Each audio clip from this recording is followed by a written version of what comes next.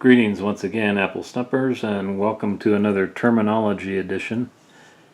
Today we're going to be talking about terminology associated with a single action revolver. So here we have an example of one. This one happens to be an air gun. It fires BBs under CO2 power. So I'll show you how that works. First of all, open up the grip panel. And here we have a CO2 cartridge. It's not been punctured yet. I just keep it in there for storage. In order to puncture it, I would insert this little key right here into there and then tighten that up until it punctured it and sealed it. Then it would be ready to power BBs. But today we're just going to be looking at terminology. So the overall terminology applicable to a single action pistol or a revolver. Actually, this is a revolver. So let's start here. This is the hammer. And we've seen hammers on other firearms. This is not a firearm, it's actually an air gun, but it'll do for a demonstration. So you can see that by retracting, the hammer causes the cylinder to turn. So this is the cylinder, and the cylinder is where ammunition is loaded into, and each time the hammer is retracted, a new round of ammunition comes under the firing pin. So where's the firing pin? Well, on a single action revolver like this, it's located right here. So this little black thing right here stands in for the firing pin. And this mechanism, it's actually what causes the air gun to fire, actually. But okay. Next up we have the trigger guard. Trigger guard keeps the trigger from being accidentally depressed or pulled by snagging on something, holster or some other thing that isn't supposed to make it work. Next in line is the trigger itself, and as this is a single action revolver, so as we learned in a previous episode, the only function of the trigger in a single action firearm is to release the hammer, and so that's what this does. You can see that's all. If I pull it again, nothing happens. I have to reset the hammer to full cock, and then I can use the trigger to let it go.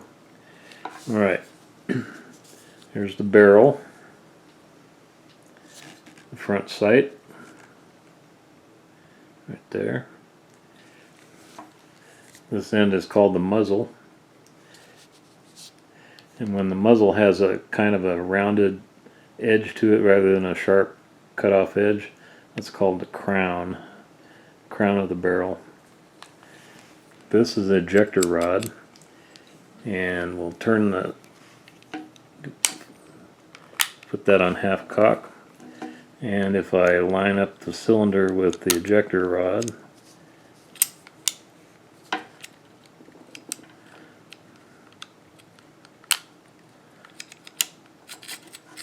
you can see that the rod comes through there. So if there were a case in there, a cartridge case, the injector would push it out. This is called a loading gate, and when you flip it open, it exposes the chambers in the cylinder so that they can be loaded or unloaded. Place a fresh round of ammunition in there or take out one that's been fired. This particular model has 6 chambers in the cylinder. So loading gate closed, it's now in position to be fired. This little nub right here is what's called the cylinder base pin, and it's kind of an axle around which the cylinder rotates. in a real firearm of this type, in a real single action Army firearm, you could remove this by depressing this little pin right here and then just pulling that out. And that would allow the cylinder to come out through the opening in the frame right here. So now that we use that word, this is the frame right here. This is called the back strap, also called the grip frame sometimes. These are called the grip panels, also sometimes called stocks.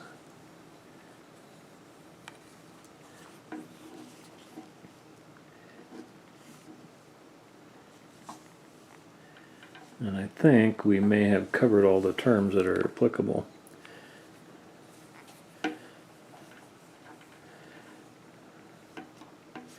So how do you load a single action revolver? Well, the old style the cowboys used was to only put 5 in there because they wanted the hammer to be resting on an empty cylinder, and that's because in the old style single action Army, when the hammer was all the way down, the firing pin protruded into this space right here and almost made contact with the primer of the round of ammunition that was in that chamber. So if the gun were to be dropped, and if it struck on the hammer, it could push the hammer in far enough to set off that round of ammunition, and that could cause all kinds of problems depending on who was in the way. So in the Old West, you put the hammer on half cock like I did, and we would load one round of ammunition, skip the next hole, another one, another one, another one, and one more. Then we close the loading gate, pull the hammer all the way back, and we could let it down on an empty chamber. You can see right in there, hopefully. You look through this gap right here. You can see the rims of these cartridges, but inside of there, underneath where the hammer would fall, there isn't one. So if the hammer comes down, if it were dropped and it struck a hard object and forced that hammer through enough so that the firing pin would contact a cartridge, well, there's no cartridge in there, so it wouldn't go off, right? Alright. So we talked a little bit ago about the ejector rod, and I'm going to show you how that works in practice.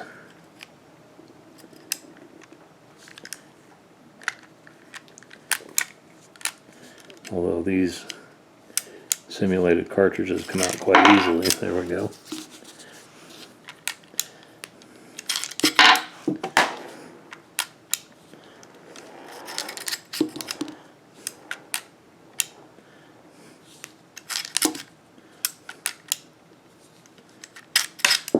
And that's how that works. So now it's empty. Okay. So there we have it. Terminology associated with a single action. Oh, sorry about that. I bumped the tripod. Single action firearm, a single action Army replica.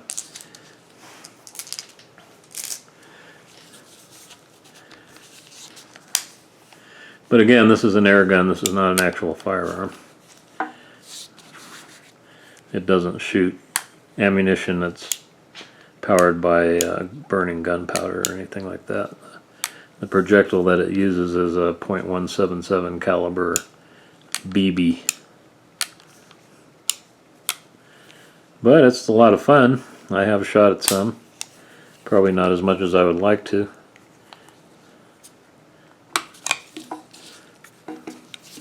Again, that's where the CO2 cartridge goes.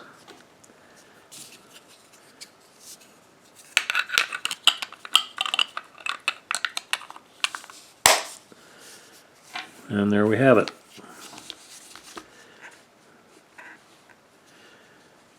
So there's terminology associated with a single action revolver.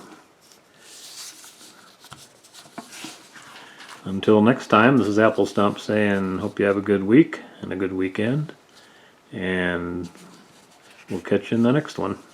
Adios.